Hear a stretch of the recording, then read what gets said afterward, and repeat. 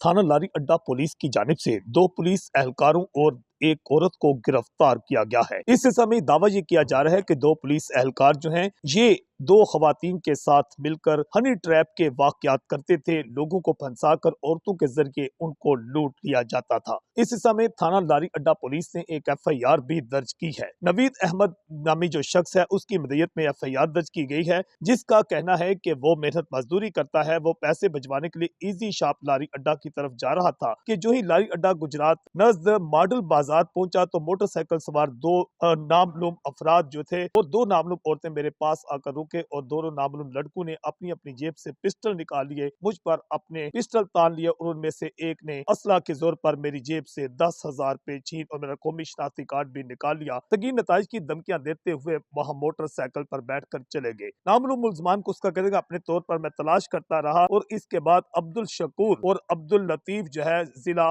सादकाबाद हाल मुकीम गुराली जो है उनने बताया कि तुम्हारे साथ ये वारदात जो है जुहेब और इसके साथ फाकत शफी जो है इसने की है और 2 नामालूम औरतें हैं। इस समय SHO थाना लारी अड्डा से जब हमारी बातचीत हुई तो उनसे पूछा तो उनने बताया इस बात की पहले तस्दीक की कि दोनों जो मुल्जमान नामजद हैं ये दोनों शहर गुजरात के ही रहायशी हैं और पुलिस मुलाजम हैं। उनका ये कहना था कि हनी ट्रैप की वारदातें की जाती थी औरतों के जरिए, खास तौर पर लारी अड्डा के गिरदोनवा के इलाका नवाज शरीफ पार्क के करीब जो थे आने वाले जो अफराद थे उनको ये औरतें ट्रैप करती थी और सोशल मीडिया का इस्तेमाल भी किया जाता था। मुलाकात के लिए लोगों को बुलाकर जो है उनसे जो पैसे थे वो लूट लिए जाते थे। पुलिस ने दोनों जो पुलिस मुलाजम हैं उनको अदालत में पेश करके उनका रिमांड ले लिया है, जबकि ये भी बताया गया है कि एक औरत जो है उसे गिरफ्तार करने के बाद जो है वो जेल भेज दिया गया है। दोनों खवातीन जो है वजीराबाद की रहायशी बताई गई हैं।